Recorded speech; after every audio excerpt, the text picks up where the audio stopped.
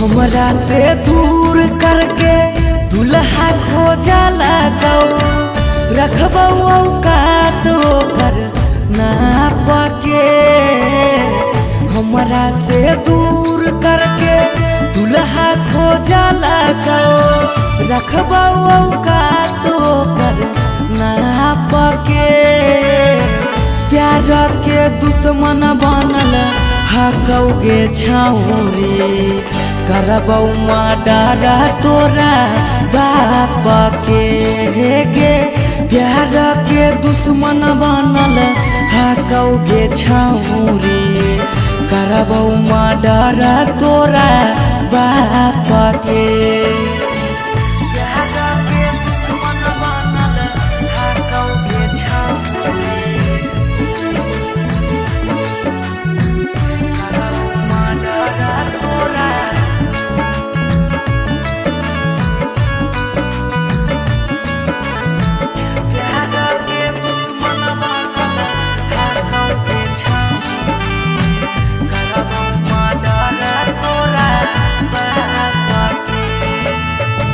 जितने ज्यादा तोरा पर रखतौ पहारा उतने दुश्मनी हमरा से लेतौगे गहरा। उतने दुश्मनी हमरा से लेतौगे गहरा। जितने ज्यादा तोरा पर रखतौगे पहारा उतने दुश्मनी हमरा से लेतौगे गहरा। सुनले कहानी होमी पटरी नहीं रहलै कबो नेवला से पगली साप के। सुनले कहानी होमी पटरी नहीं रहलै कबो नेवला से पगली साप के। प्यार के दुश्मन बनल हकौगे छौरी करबौ मर्डर तोरा बाप के। गे प्यार के दुश्मन बनल हकौगे छौरी करबौ मर्डर तोरा बाप के।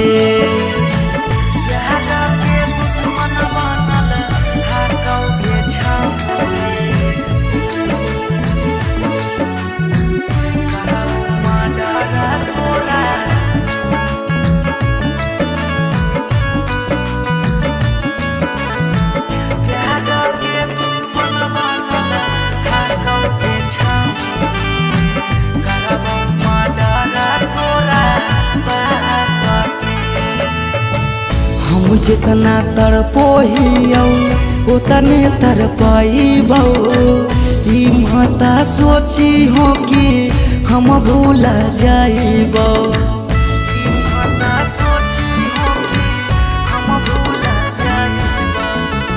हम जितना तड़पोहियौ उतने तड़पैबौ ई मत सोची हो कि हम भूल जाइबौ।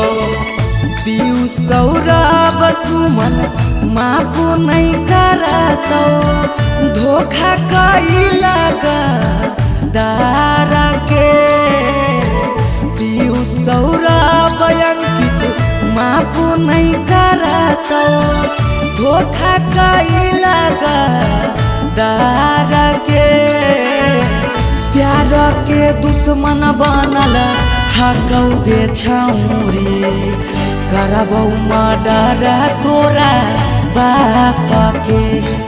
गे प्यार के दुश्मन बनल हकौगे छौरी करबौ मर्डर तोरा बाप के।